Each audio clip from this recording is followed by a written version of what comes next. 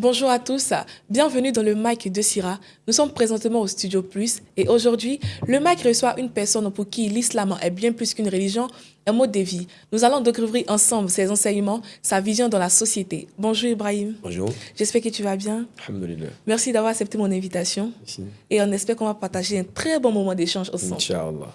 Ici, on parle vrai. Ici, on parle avec l'âme. Place au mic, jingle.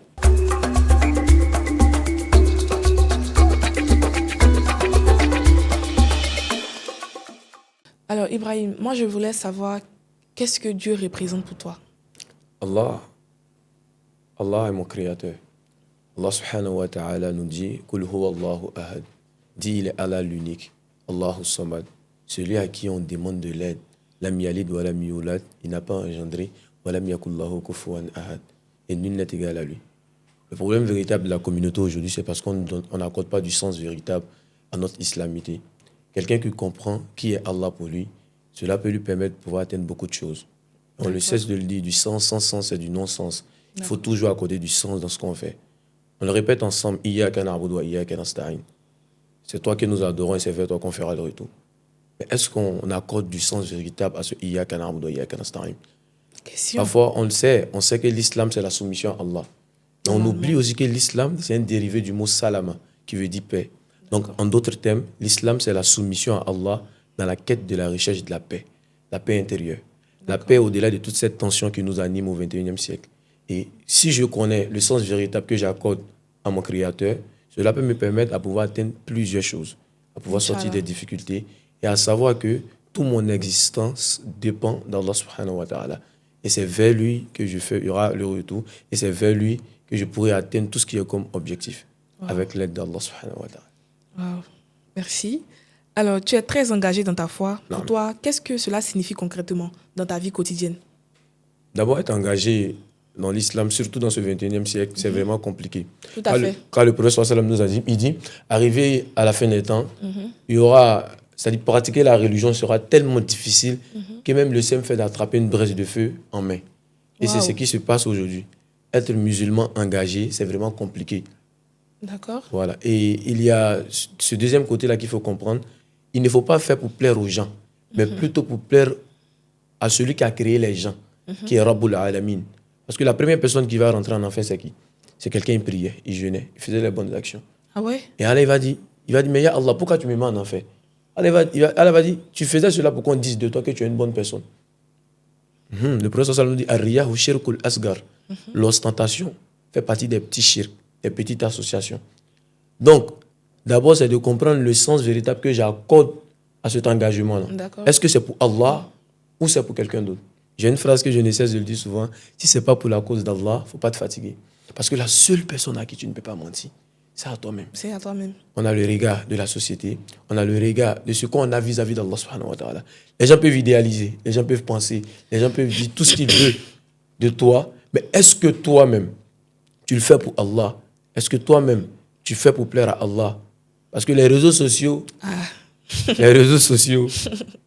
c'est vraiment c'est-à-dire les réseaux sociaux testent notre sincérité. Et l'argent, on le sait très bien, l'argent teste vraiment si on est vraiment sincère dans tout ce qu'on fait. Voilà, dans tout ce qu'on fait. Est-ce qu'on essaie de le dire souvent? On dit, tu peux avoir beaucoup d'argent dans ton porte-monnaie, ne pas avoir beaucoup de cœur dans ton cœur. Tout à fait. Il faut toujours instaurer du sens véritable dans ce qu'on fait. Et savoir que, en tant que personne qui est engagée à cela, de un, on fait face aux critiques. On fait face à cette pression-là qui nous anime. Parce qu'aujourd'hui, si nous, on nous attrape dans un trou, on est mort. Normalement. Si on nous attrape dans un sortant-clos, on est mort. Oui. Mais c'est ce qu'on doit faire comprendre. On fait que pour Allah. On est des êtres humains. Mais au-delà de cela, on doit comprendre que c'est une preuve, c'est un chemin qu'on a décidé de suivre. Et on doit faire attention à tout ce qui est comme piège. On demande à Allah qu'il nous préserve, qu'il nous assiste. Amin. Et qu'il soit satisfait de nous. Amin, Ali Ravi.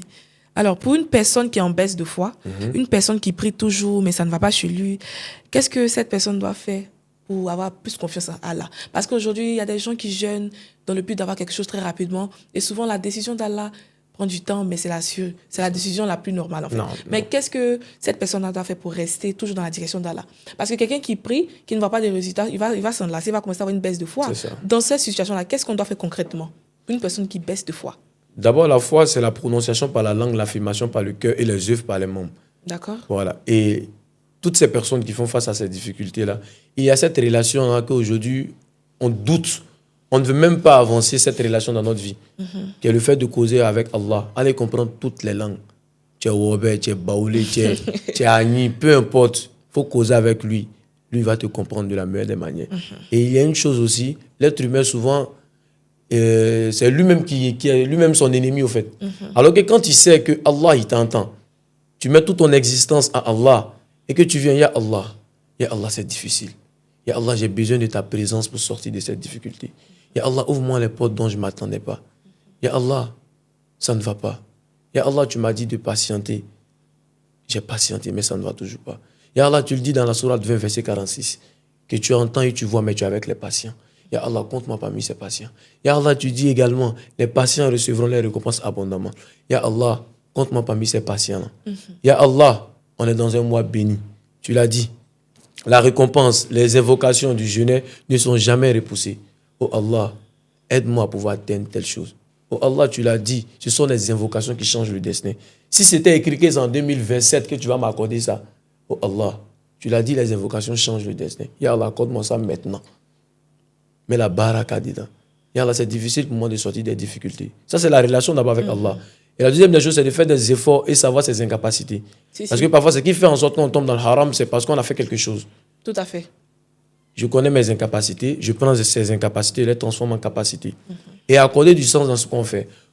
Le sens de la prière. On nous dit quand tu as des problèmes, prie. On rappelle simplement les outils. Mais on n'accorde pas le sens à ces outils. Qu'est-ce qu'Allah nous dit dans le Coran? La prière nous éloigne du turpitude et du blâmable. C'est ça l'objectif de la prière. Je prie mécaniquement ou je prie pour pouvoir atteindre la perfection.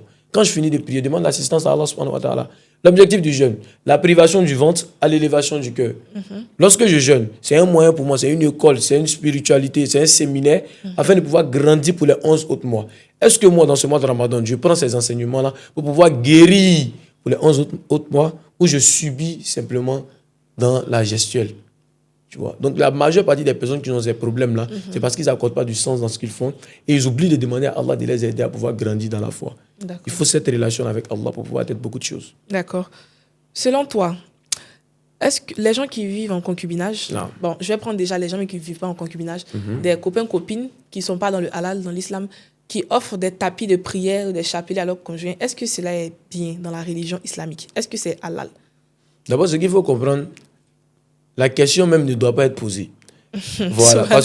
Parce que souvent, il y a ce piège-là qu'on oublie. Que ce soit des cadeaux qui vont dans le bon sens. Ce qui est primordial, c'est de mettre l'accent sur ce qui se passe. On est tous des êtres humains. On est tous faibles. On fait face souvent à des situations qui sont compliquées. Et l'islam ne nourrit jamais ce sentiment de culpabilité. L'islam nourrit toujours le sentiment de responsabilité. Être avec Allah, ce n'est pas être avec les péchés, mais c'est être avec sa présence, reconnaître sa présence d'abord. Il ne faut pas qu'on se voile la face. Ce n'est pas quelque chose qui est permis. Et la religion nous en parle à tout moment. Les savants nous disent tout ce qui se passe dans les relations en mariage sont haram. Donc tout ce qui se passe là-bas, nous on sait très bien. Mais on se joue au Kevin Gamero. On veut forcément vivre et autres. Alors que quand on regarde les retombées de cela, on voit qu'Allah il nous a aimés au fait. On voit qu'Allah il nous a aimés. Donc peu importe ce qui se passe dans ces relations-là, ça reste toujours haram. Le mieux, surtout dans ce mois-ci, c'est de faire des invocations. Ya Allah, tu m'as vraiment aimé. Je suis dans une relation depuis combien de temps? Ya Allah, fais une akali pour mes parents. Parce que que cette relation devient Allah. Ya Allah. Voilà, Ya Allah, fais. Tu vas voir, tu verras un énorme changement. Parce que quelqu'un qui se respecte, c'est ce qu'il va faire. Mais quelqu'un qui veut continuer dedans, tu vas voir qu'il y a plein de personnes, ils sont dedans, ils prennent du plaisir dedans. Allah, ils nous aiment, Wallahi. On commet le péché. Allah ne prend pas notre âme. On commet le péché. Wallahi. On dort la nuit. Lorsqu'on se couche la nuit, l'ange de la mort retire notre âme. Tout un chacun. Mais le matin, lorsqu'on est prêt à se réveiller, il demande à Allah subhanahu wa ta'ala. L'ange de la mort demande à Allah, ton serviteur veut se réveiller, de lui donner son âme. Allah dit, vas-y, donne-lui son âme. Son heure n'est pas encore arrivée. Combien de personnes sont couchées et ne sont plus réveillées? Ça fait un. Mais Allah il nous aime tellement. Allah il dit, peu importe le péché que tu fais, continue. Mais tu as jusqu'à ce que... Non, prie, oui. Mais tu as jusqu'à ce que l'ange de la mort te visite. Mais pire encore, Allah te dit, il t'interdit de parler de tes péchés aux gens. Ah bon? Allah t'interdit cela. Parce que lui, il a caché. Allah, il a caché tes péchés. Donc toi, Il t'est interdit de dire à cette personne, ah, moi j'ai tué ça, dimanche là, j'ai tué ça. Alors qu'elle, il a caché ça. Donc c'est à nous de comprendre, qu'on le veuille ou pas, il ne faut pas qu'on se voile la face. Personne ne viendra te dire que c'est permis. C'est des choses qui sont haram. Le mieux serait de faire des efforts à ce que ces relations soient halal. Halal avant de s'offrir des cadeaux pendant le mois du Ramadan, bien sûr. Exactement. D'accord, merci. Et pour quelqu'un qui prie beaucoup, qui fait beaucoup de rappels, mais qui vit dans le péché, comme la fornication et le concubinage, excuse-moi pour le thème, est-ce que cela pose un problème dans la spiritualité de l'islam? Des personnes qui prient beaucoup, sont beaucoup croyants, mais ils sont toujours dans les petits péchés, la fornication, tout ça. Est-ce que cela impacte vraiment la spiritualité? D'abord, c'est une sorte d'épreuve. Chacun a son épreuve. D'accord. Qu'on le veuille ou pas, on serait éprouvé. On voit souvent des imams, des personnes, des guides religieux. Ces personnes-là, qu'est-ce qu'ils sont dans la société? On voit que c'est des exemples, mais leurs enfants ils sont à gauche. On voit plein de personnes. C'est une sorte d'épreuve. Ça, c'est vrai. Voilà. Donc, on voit souvent certaines personnes dans des familles. Tu vas voir, le papa, il a 4 ou 5 enfants. Tous les enfants sont sur la voie droite. Mais il y a une personne, qui est à gauche. Lui, sa tête, ça ne va pas. Bon, on se pose la question. Ce n'est pas les mêmes éducations. C'est les mêmes éducations. C'est une sorte d'épreuve. Donc, peu importe ce qu'on fait, peu importe l'épreuve à laquelle on fait face, il faut qu'on se respecte. C'est des choses qui ne sont pas bonnes. Mais tout ce qui va éteindre notre spiritualité, les péchés sont des destructions face à notre relation vis-à-vis d'Allah. Plus on fait le péché, plus ça devient naturel et plus on se sent à l'aise dedans. Est-ce que le prophète sallam nous a dit, il dit, il y a un morceau de chair dans le corps. Une fois qu'il est corrompu, tout le corps est corrompu. Une fois qu'il est saint, tout le corps est saint. On lui posa la question, Ya Rasulallah, mais qu'est-ce que c'est? Il dit, Ala wa hiya al-qalb, n'est-ce pas le cœur? N'est-ce pas le cœur? Donc peu importe ce qu'on fait, plus, et puis il dit plus on fait le mal, il y a une tache noire qui vient sur notre cœur. Le mal, tache noire. Le mal, tache noire. Jusqu'à ce que tout le cœur devienne noir. Et quand tout le cœur devient noir, c'est difficile pour moi d'accomplir les bonnes actions. Je peux prendre le couteau, piquer quelqu'un, puis gérer sans rien. Je peux commettre la fornication avec 10 personnes en une journée. Et puis ça ne me dit rien. C'est parce que j'ai noirci mon cœur. Et je termine avec ça. Le prophète sallallahu alayhi wa sallam nous dit, hadith Qudsi. Il dit, Allah dit, quand on dit hadith Qudsi, c'est Allah qui dit au prophète. Il dit, par ma puissance, je ne regroupe pas de peur ni de quiétude dans mon serviteur. S'il se sent en sécurité dans ce bas monde, je lui ferai peur le jour du jugement. Mais s'il a peur de moi dans ce bas monde, je vais lui mettre en sécurité. Alors il nous aime, peu importe le mal on fait. On a cette paix, cette sécurité-là qui nous permet de pouvoir continuer. Mais Allah te dit, tu as jusqu'à ce que l'ange de la mort te visite. Personne ne te juge, personne ne te dit comme ça et autres. Mais l'islam te dit, il faut savoir que c'est quelque chose qui est grave. Commence à te respecter avant que l'ange de la mort ne te visite.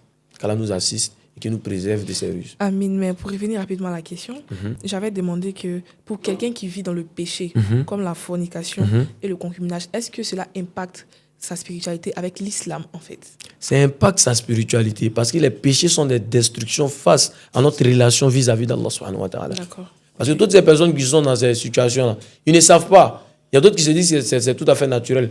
Mais tu vas voir quelqu'un qui vit dans ça, il ne voit pas l'impact d'Allah subhanahu wa ta'ala. Il se dit c'est tout à fait normal. Et il vit dedans, il fait 2 ans. En principe, souvent, il était là pour 2 mois. Mais après, il continue dedans. Il prend du plaisir dedans. Et quand c'est comme ça, il se sent en sécurité. Alors que c'est grave auprès d'Allah subhanahu wa ta'ala. Très grave. Très grave. Tu vois. Donc, ce qu'il doit comprendre d'abord, c'est de savoir qu'Allah, il aime. Allah, il ne lui juge pas. Allah lui dit simplement que tu as un thème fixé. Mais reviens vers Allah. Il faut se souvenir. Tu pries. Malgré tout ce qu'il fait, il prie. Inna salata tanha anil fahsha'i wal munkar. La prière de l'un du turpitude et du blâmable. Lorsque tu finis ta prière, tu pries en arabe, tu comprends rien. Tu finis de prier, il faut rester sur ton tapis. Il faut causer le chaos. Ya Allah. Ya Allah, c'est difficile pour moi. Ya Allah, je suis quelqu'un, quand il commence quelque chose, je ne peux pas terminer. Ya Allah, moi, je suis quelqu'un, je suis dans bêtise au fait. Je veux vraiment arrêter. Il y a plein de personnes qui nous approchent souvent qui disent cela. Moi, je veux arrêter, mais je n'arrive pas. Comment est-ce que je fais? Mais est-ce que tu causes avec Allah? C'est ça la vraie question. Cause avec Allah avec sincérité et connaître la gravité de cette chose. Plus on connaît le pourquoi des choses, plus le comment devient facile. D'accord. C'est ce qui va nous permettre de pouvoir atteindre beaucoup de choses. D'accord, mon frère. Qu'Allah nous donne la bonne compréhension. Amin. Parlant de revenir à Allah, moi je te suis beaucoup sur TikTok. Tu fais beaucoup de rappels dans les cimetières. Pourquoi avoir choisi cet endroit-là pour les rappels? D'abord, les rappels dans les cimetières, souvent, c'est durant le mois de Ramadan. Si. Voilà, on a plus de 3 structures. On a plus de 3 structures. On fait des cours, ça fait bientôt 9 ans. À Bobo, depuis moi, je suis élève. Collège Anador? Oui, il y a collège Anador. Ça, c'est le cours d'AMC. Et puis, il y a plaque Anador chaque dimanche avec des personnes avec qui j'ai créé une structure. Après, on a le cours à Trècheville. Et on vient de faire une structure aussi à Angré ici. D'accord. Ça fait même pas plus de 2 semaines. D'accord. Mais ce qu'il faut comprendre, c'est que on fait des rappels durant le mois de Ramadan dans le cimetière, parce que c'est durant le mois de Ramadan que la foi, on fait revivre la foi. D'accord. Il y a plein de personnes qui comprennent que le diable était simplement là pour leur donner des idées. Mais certaines personnes comprennent que souvent, si c'est leur propre nafs, on sait que le prophète sallallahu alayhi wa sallam nous a dit augmenter, répéter le rappel de celle qui brise les plaisirs, qui est quoi? Al-Maut, la mort. Donc la mort, c'est le meilleur des rappels. On a plein de personnes, lorsqu'on va au cimetière, un seul ramadan, une seule ziara au cimetière leur permet de pouvoir arrêter beaucoup de choses. Il y a certaines personnes qui vont, et c'est devenu quelque chose de normal chez eux. Ils vont, ils ne ressentent rien, ils vont, ils viennent. Mais est-ce que pendant que vous faites vos rappels dans les cimetières, est-ce que après ça touche certaines personnes? Est-ce que ça impacte spirituellement les relations de d'autres personnes avec Dieu? Plein. Ah bon? On a plein de témoignages à ce sujet-là. D'accord. Voilà pourquoi on ne cesse de le dire, c'est le résultat qui est important. D'accord. Parce que quand tu fais quelque chose, il faut chercher le résultat. Il ne faut pas laisser tes distractions te distraire de tes obsessions. Mais plutôt tes obsessions doivent te distraire de tes distractions. Moi, je sais très bien que je suis faible. C'est difficile pour moi. Le diable, il m'utilise pour sa cause. J'arrive pas à arrêter des péchés. Mais qu'est-ce que moi, je suis dans ce péché? Et j'ai des moyens nécessaires afin de pouvoir faire grandir ma foi. C'est le fait de visiter des cimetières, le fait d'écouter la parole d'Allah, des rappels et autres. On nous dit dans un livre qu'on appelle Al-Burda, Inna ta'ama, sache que la nourriture, yukawi sha'watan na'im, donne la force au corps. Wa nafsun et l'âme, il est comme un enfant. In tuhmil aussi, tu le laisses librement. Shabba ala hubbi rada, il va faire ce qu'il veut. Wa in taftun aussi, tu prends soin de lui. Yan fatum, il va suivre tes ordres. Et pour pouvoir prendre soin de son âme, c'est avec rida ul qalb, la nourriture du cœur. Et la nourriture du cœur, c'est les bonnes paroles, les bonnes exhortations. Merci mon frère, qu'Allah nous donne la bonne compréhension. Amen. Alors, pour un musulman qui fait toutes ces prières, qui est vraiment dans la norme, mais qui fréquente les marabouts, et il y a d'autres qui disent que les marabouts utilisent souvent le Saint-Coran pour faire les travaux. Est-ce que c'est bien d'aller voir les marabouts, les charlatans, pour un musulman pratiquant? Est-ce que c'est bien? Est-ce que c'est normal même? Est-ce que l'islam accepte ça? D'abord, ce qu'il faut comprendre, c'est que ce dernier risque de tomber dans le shirk. D'accord. Le shirk billah, le fait d'associer quelqu'un à Allah. Parfois, on nous dit des marabouts travaillent avec le Coran. Oui, mais ça dépend. C'est tout à fait normal souvent de ressentir ce besoin-là. Je ne connais pas beaucoup dans la religion. Je suis un confit, je ne connais rien. J'ai envie de connaître quelque chose. Qu'est-ce que je fais? Je vais voir un imam, un oussas. Ah, vraiment, moi, je veux me rapprocher d'Allah. Moi, je suis dans telle situation. Je veux que tu m'aides avec telle pratique. Mais aujourd'hui, les gens ne donnent pas la pratique qui a été légiférée. Les gens oublient de rappeler ce que le prophète sallam et ses compagnons faisaient. Les gens oublient de rappeler ce à quoi on a fait face avant d'arriver dans la foi aujourd'hui. D'accord. On ne rappelle pas ces personnes-là. On donne des pratiques. Il y a certaines personnes qui ont dit qu'ils travaillent avec le Coran. Mais ils font du shirk. C'est quoi le shirk? Le shirk, c'est le fait d'associer quelqu'un à Allah. D'accord. Moi, par exemple, j'écrivais sur bois pour un marabout et autres. Souvent, quand je finissais d'écrire, j'écrivais des sourates. Quand je finis, il dit, petit, toi, pour toi, est fini. Il fait des carreaux, qu'on appelle khat. Il fait des carreaux, il met des noms de génies, des pratiques. Dans les Écritures, Arabes, oui. Yeah. Et ils disent que c'est normal. Ils disent que c'est normal.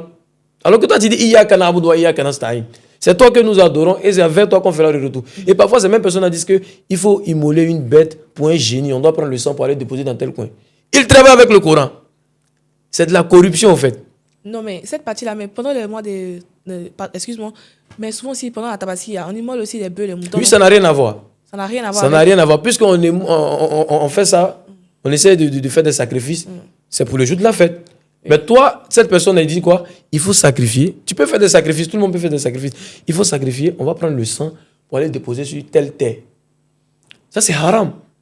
Oui. Mais en fait, je suis d'accord avec ce que tu dis. Parce que ici, ce n'est pas un plateau de débat. Nous, on essaie de comprendre notre invité. C'est ça. Souvent aussi, il y a des familles, par exemple, qui font des sacrifices de famille.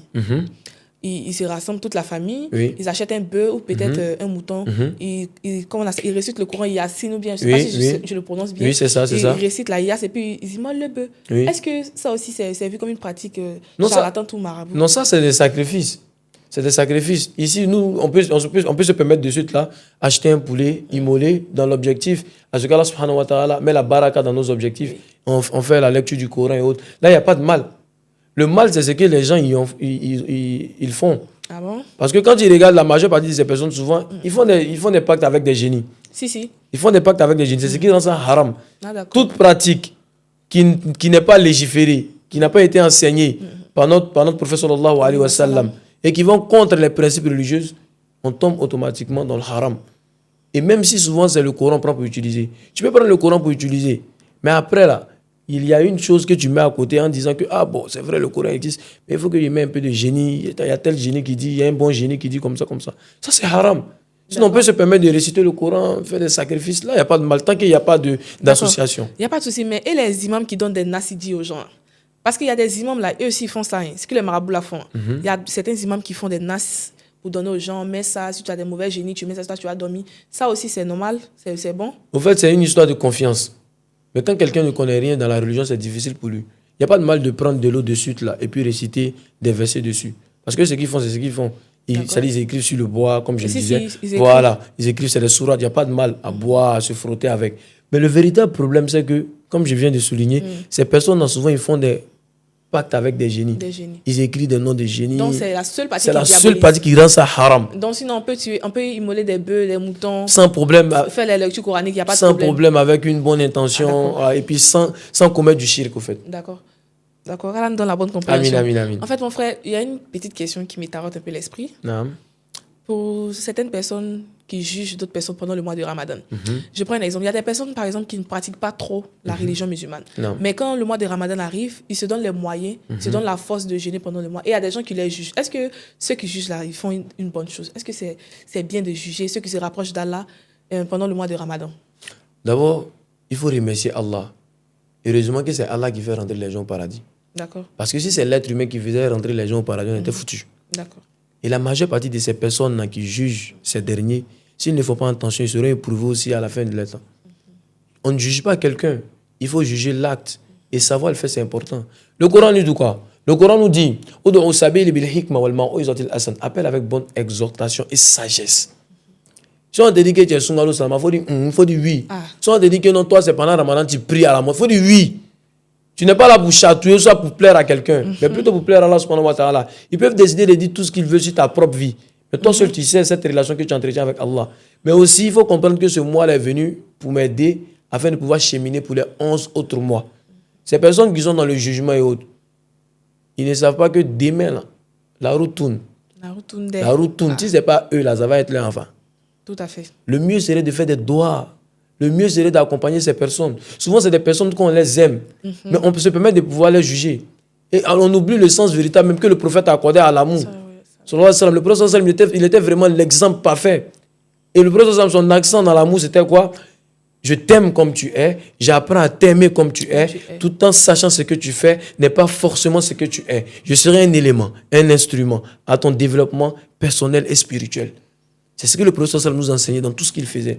Il y a plein de personnes aujourd'hui qui sont dans le jugement, ils ne t'apportent rien. Tout à fait. Ils ne font que t'engloutir dans le mal. Ils entendent une opportunité afin de pouvoir te biama. Ils sont là seulement, ils attendent ça seulement. Alors qu'eux-mêmes, là, ils oublient. Ils ne sont pas parfaits. On a un hadith authentique à ce sujet. Le professeur nous dit quoi? Il y aura des gens qui seront plus proches d'Allah. Ils seront plus proches. Il reste une petite partie seulement qui vont rentrer au paradis.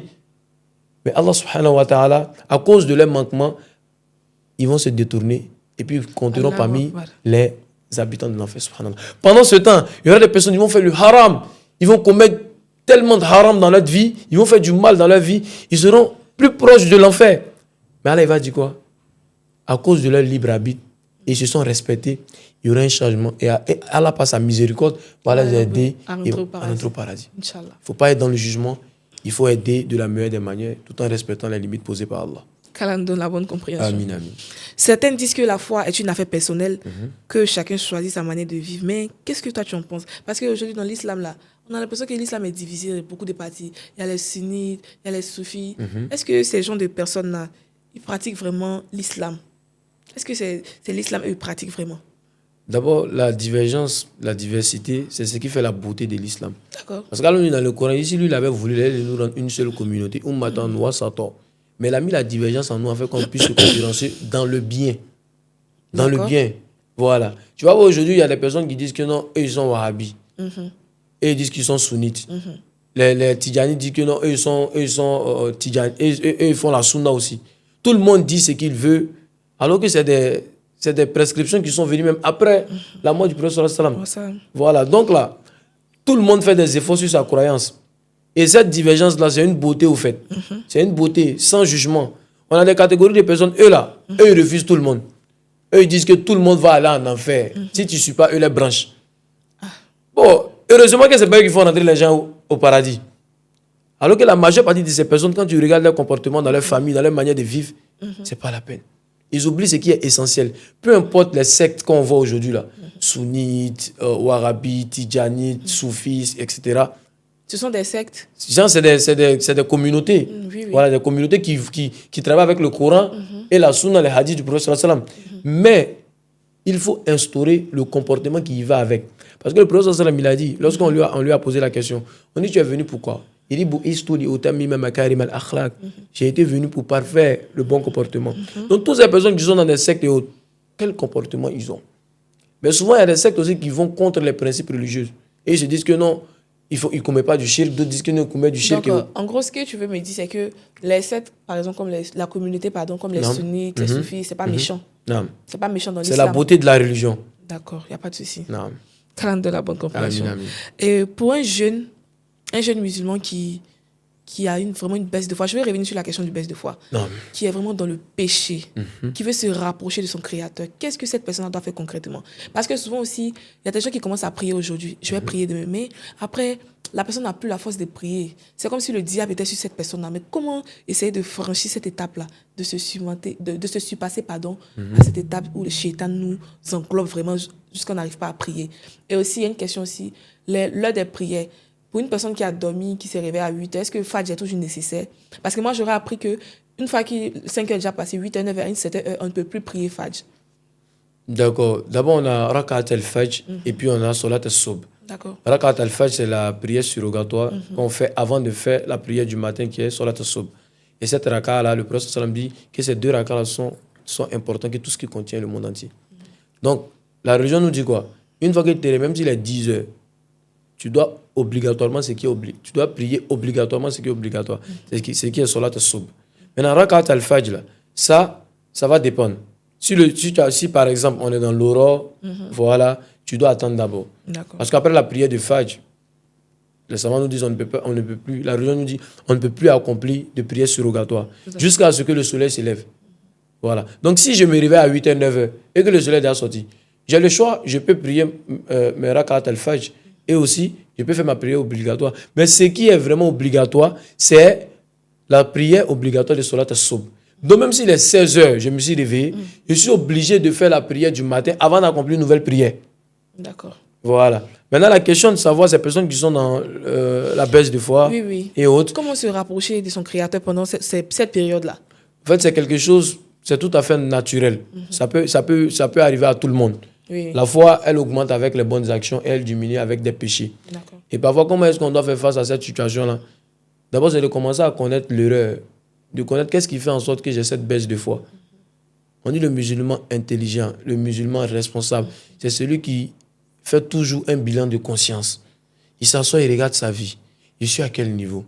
Est-ce que je me rapproche de mon Créateur ou bien je ne fais que chercher sa colère? Je fais face à cette situation. Qu'est-ce que je vais mettre en place pour pouvoir atteindre la perfection dans mon adoration?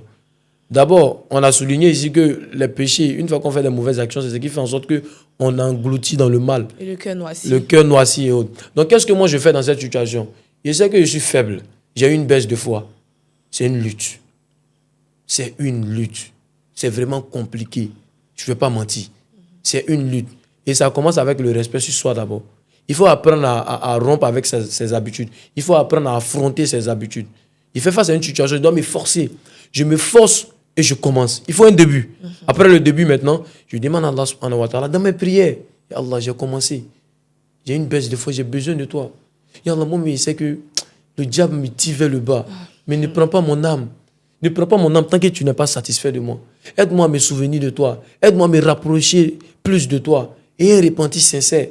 Un repenti sincère, c'est ce qui va me permettre de pouvoir atteindre beaucoup de choses. Regarde, quelqu'un qui a commis le haram, il a fait le mal dans toute sa vie. Allez, dis quoi?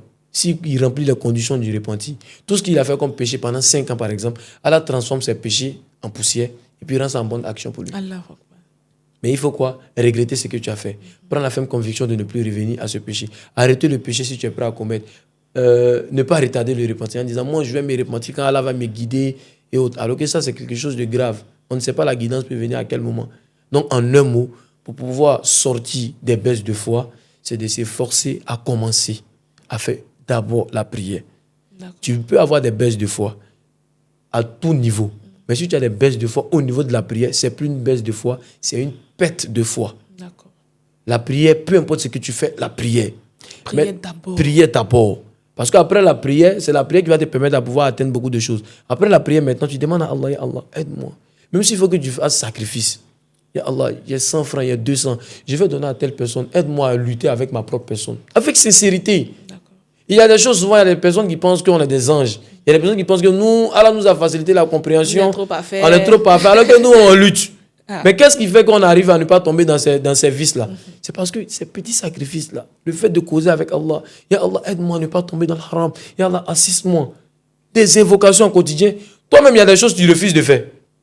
De la manière tu tombes dans le péché facilement. Là. Tu vois quand tu causes avec Allah et puis tu te forces, tu as un repenti sincère, ça devient compliqué. Je termine avec ça. Il y a quelque chose qui est prouvé scientifiquement, qu'on appelle le système d'activation réticulaire. Ça contrôle 91% de nos pensées. Ce qu'on a fait aujourd'hui, ce qu'on va faire demain et après-demain. Voilà pourquoi souvent on a toujours les mêmes routines. Mais qu'est-ce que le Coran nous dit? Qu'est-ce que la religion nous dit à ce sujet? Heureux soit celui qui la purifie et malheureux soit celui qui la corrompt. Heureux soit celui qui purifie son âme. Malheureux soit celui qui la corrompt. Regarde, quelqu'un qui a l'habitude de prier. Le jour, il ne prie pas comme ça. C'est comme s'il a tué quelqu'un. Parce qu'il a habitué son âme à ça. Donc c'est une histoire d'habitude. Une histoire de combat. Quelque chose qui est prouvé scientifiquement. Et le Coran vient te dire encore. Tu vois que tout dépend de toi-même. Mais à la lumière de ce que tu donnes à Allah subhanahu wa ta'ala comme sens. Tout à fait. Allah nous assiste. Amin. Bon, déjà, nous tenons à la fin de notre émission. Non. Mais j'ai deux petites questions rapidement. On ne va pas trop s'attarder dessus. Qu'est-ce que tu penses, par exemple, des animistes, ceux qui suivent la tradition de leurs ancêtres, par exemple? Qu'est-ce que tu penses de ceux qui vont toujours dans les temples de Vaudou, dans les temples de Poro, dans les communautés où on ne pratique pas, par exemple, l'islam et le christianisme? Qu'est-ce que tu penses de ces personnes-là? Ton avis personnel? Pas de souci. Ce qu'il faut comprendre d'abord, chacun a sa croyance. Mais quelqu'un qui a eu la lumière de l'islam, qu'il dise Alhamdulillah. La majeure partie de ces personnes, ils ont laissé leur âme corrompre par le diable. Et non, on le dit, on ne cesse de le dire. La seule personne à qui tu ne peux pas mentir, c'est à toi-même. À toi-même. À toi-même. Parce que ces personnes-là, tu vas leur voir, ils vont adorer ça, ils vont adorer ça. Quand ils se retrouvent entre quatre murs, ils n'ont pas l'apaisement. Ils n'ont pas la tranquillité. Ah bon? Ils se font croire, ils se mentent à eux-mêmes, en fait. Qu'ils sont à l'aise avec la tradition. Ils sont à l'aise avec les traditions et autres. Tout ça. Mais Allah, il dit quoi? Allah, il dit Lakum dinukum waliya din. À vous, votre religion, et à moi, la mienne. Toi qui refuses de suivre le chemin, là, iqra fi din. Il n'y a pas de contrainte dans la religion. Ça, c'est pour quelqu'un qui est musulman. Mais quelqu'un qui n'est pas musulman, quand tu essaies de l'envoyer vers la voie droite, et ces personnes, souvent, ils insultent la religion. Toi, qu'est-ce que toi, tu dis? Là, comme dit, nous, comme wali adin. À vous, votre religion, et à moi, la mienne. Moi, je te donne rendez-vous au jour de la résurrection. Chichi Benabo. La fumée va sortir. Merci, Ibrahim. Bon, la dernière question. Non. Alors, à quoi une personne doit s'attendre? Bon, je te pose la question parce que tu es un savant, tu apprends aux gens. Pas un savant. Tu n'es pas savant, tu es quoi?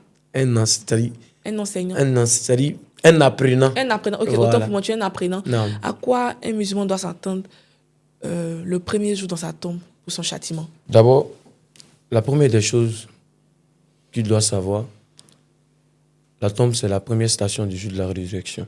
D'accord. On appelle ça Alam al-Barzak. C'est la première des choses. Il y a une station qui va se passer là-bas. Et lorsqu'on va t'enterrer, il y a 3 choses qui vont avec toi. Ta famille, tes biens et puis tes actions. Il y a 2 qui se retournent. Et une seule chose reste avec toi. D'accord. Ta famille et tes biens se retournent. Et tes actions restent avec toi dans ta tombe. Et Al-Hassan al-Basri, rahimahullah, disait comme ça. Il dit, depuis j'ai su que ce sont les bonnes actions qui resteront avec moi dans la tombe, j'ai aimé les bonnes actions. J'ai aimé les bonnes actions. Lorsque tu seras dans la tombe, il y a différents types de questions à laquelle tu dois faire face. Man Rabbuka. Qui est ton Seigneur? Tu dis, Allah, il est ton Seigneur, tu ne connais rien d'Allah. Quelle est ta religion? Tu dis, tu es musulman, qu'est-ce que tu connais de l'islam? Jusqu'à présent, tu ne connais que 2 sourates. Jusqu'à présent, tu ne connais rien de ta religion. Man Nabiyuka, qui est ton prophète? Tu dis, le prophète Mohammed sallallahu alayhi wa sallam est ton prophète, mais tu ne connais rien de lui. Mais tu connais plusieurs choses sur des gens qui ne sont même pas prophètes. Et dans d'autres versions, on nous dit, Ma kitabuka. Et quel est ton livre? Le Coran est mon livre. Mais tu n'écoutes jamais le Coran. Tu ne récites jamais le Coran. Tu tu n'as pas de relation avec le Coran. Donc il faut s'armer de bonnes actions avant qu'on arrive dans la tombe pour pouvoir bien répondre à ces questions. D'accord. Je demande à Allah qu'il fasse en sorte qu'on ne compte pas parmi ces personnes qui diront qu'Allah nous écarte, qu'Allah nous épargne de cela. Parce que ces personnes diront, Ya Allah, fais-moi revenir sur terre afin qu'il fasse du bien dans ce que j'ai délaissé. Alors il va dire, ce que tu es en train de dire, ce n'est qu'une parole vaine, ça n'a pas de sens. Ils ont des yeux mais ne voient pas. Ils ont des oreilles mais n'entendent pas. Ils ont des cœurs mais ne comprennent pas. Ils sont comme des animaux. Après Allah dit quoi? Ils sont encore plus piqués des animaux. Qu'Allah nous en préserve de ces personnes. Amin, ya Rabbi. Merci beaucoup, franchement, merci pour toute la vérité que tu nous sors. À travers ce que tu dis, nous aussi, on apprend aussi, hein, parce qu'on ne finit jamais d'apprendre, bien sûr. Moi, je voulais poser une petite question, l'avant-dernière question. Qu'est-ce que tu penses des filles voilées, qui s'autoproclament voilées, mais qui font des bêtises en bas pour salir le voile, par exemple, et les filles voilées qui jugent celles qui ne sont pas en voile? Qu'est-ce que tu penses de ces personnes-là? Sachant très bien même que ces filles même qui sont voilées ne sont pas vraiment la preuve parfaite de la femme musulmane en l'islam. C'est ça. Au fait, le voile sans comportement, c'est comme si tu n'avais pas porté le voile. D'accord. Parce que le prophète sallam nous dit, il dit, j'ai été venu pour parfaire le bon comportement. Mais c'est ceux qui se voilent, elles sont déjà félicitées. Mais elles doivent comprendre que c'est une épreuve pour elles. D'accord. Parce qu'une fois que tu commences à porter le voile, c'est en ce moment que le diable va être en tas derrière toi. Parce que quand le diable voit que l'autre ne porte pas le voile, il ne fait plus d'effort. Mais c'est celle qui commence à porter le voile, c'est en ce moment lui, il vient vers toi. Maintenant, c'est une preuve. Souvent, il ne faut pas généraliser, pas à cause d'une seule personne qu'on a connue qui portait le voile, qui a un mauvais comportement. On va dire, elles toutes sont pareilles. Non. Sinon, on va généraliser aussi pour dire toutes les filles qui ne portent pas le voile, elles sont pas bien aussi. Tu vois. Voilà. Donc, le mieux, en tout cas, c'est une sorte de preuve pour elles. C'est à elle d'alimenter cela avec le bon comportement et de savoir quel est le sens véritable du voile. Du voile, en fait. Parce que tu ne peux pas accepter de porter le voile et puis malobalia qui est Dougouma. Ah, tu peux pas accepter. Là. Tu peux pas accepter de porter le voile, tu prends le voile comme témoin, alors que toi-même là, tu as un poison en bas. Un gros poison. Un gros poison. Et quand c'est comme ça, tu ne te respectes pas. Tu ne fais que salir l'islam. Wallahi. Tu montres une image de toi alors que tu n'es pas ça. Donc le mieux pour toi, c'est de commencer à faire la paix avec toi et de te forcer à traduire ce voile-là à travers le comportement adéquat. Sinon, le diable risque de t'utiliser pour sa cause et tu vas salir l'islam parce que tu es un garant de l'islam. D'accord. Tu as porté le voile, c'est pour plaire à Allah et pour pouvoir avoir un bon comportement. Pas pour qu'on dise de toi que tu as porté le voile et puis alors qu'en bas, la chichi bébo. Chichi. Qu'Allah nous en préserve. Avis d'ailleurs, avis. Bon, l'avant-dernière question, quelles sont les attitudes à avoir pendant ce mois de Ramadan pour que Allah accepte nos prières et nos jeûnes? Quelles sont les attitudes qu'un bon musulman ou musulmane doit avoir? C'est de maximiser avec les bonnes actions. D'accord. Imaginons ensemble qu'on est dans un mois où Orange nous donne bonus. Orange nous donne bonus, Orange il fait 200, 300%. Ou soit Wave, 200, 300%. Quand tu fais un dépôt seulement, paf, ça vient à toi. Pour tout le monde va faire dépôt chaque jour. Ah, c'est ça, hein? Alors qu'on est dans un mois où on te dit les bonnes actions sont élevées auprès d'Allah. La récompense durant ce mois-là sont élevées auprès d'Allah. Tu dis Tarawih n'est pas obligatoire. Ce n'est pas obligatoire, mais champion, il faut maximiser. Il faut prendre tout ce qui est comme bonne action. Les doigts sont acceptés durant ce mois. Fais tout pour faire toutes tes invocations. Il faut te respecter toi-même. Ya Allah, si c'est affaire de mariage, Ya Allah, allez les mal, les faire. Oh Allah, c'est elle qui a vu, c'est elle qui veut. Faut être sincère, demande à Dieu. Demande à Allah de t'aider à ne pas tomber dans le haram après le mois de Ramadan. Sois sincère vis-à-vis de toi-même d'abord. C'est ça aussi. Parce que c'est ça, il y a plein de personnes qui oublient de demander cela. On est dans un mois, on te dit les doigts sont acceptés. Mais toi, tu ne demandes rien. Toi, tu es là, tu demandes seulement les choses qui ne sont pas nécessaires. Et n'oublie pas de demander à Allah de t'accorder le paradis. Parce que tu ne sais pas quand est-ce que tu vas mourir et comment et dans quelles conditions. Donc peu importe, même à la rupture du jeûne, quand tu es prêt à rompre ton jeûne, les doigts sont toujours acceptés. Ya Allah, moi il fait tour de bêtises. Mais Dieu, il ne faut jamais accepter de prendre mon âme tant que je suis dans la désobéissance. Dieu, aide-moi à revenir à ta présence divine. Aide-moi à reconnaître ta présence. Aide-moi à ne pas tomber dans les ruses du diable. Fais en sorte qu'après le mois, je puisse arrêter des péchés. C'est en ce moment que tu commences à te respecter. Et il faut donner dans ce mois, parce que c'est un mois de partage. Il faut aider les personnes qui sont dans le besoin et savoir être utile à l'humanité. Donner de son être, donner de son avoir, donner de sa disponibilité, donner de son savoir dans l'objectif d'être utile à l'humanité. Qu'Allah donne la bonne compréhension. Amen. Et si nous, on tend déjà à la fin de notre émission, tu vas regarder ta caméra qui est juste au côté et laisser un message à tous les musulmans de la terre afin qu'ils reviennent avec les créateurs, ceux qui ont essayé par exemple de délaisser par exemple l'islam. Quel est le message que tu leur donnes pour ces personnes-là? Alhamdulillahi Rabbil Alamin. Sache que si tu tombes sur cette vidéo, il n'y a pas de hasard. Un seul Ramadan peut te permettre à ne plus tomber dans le haram.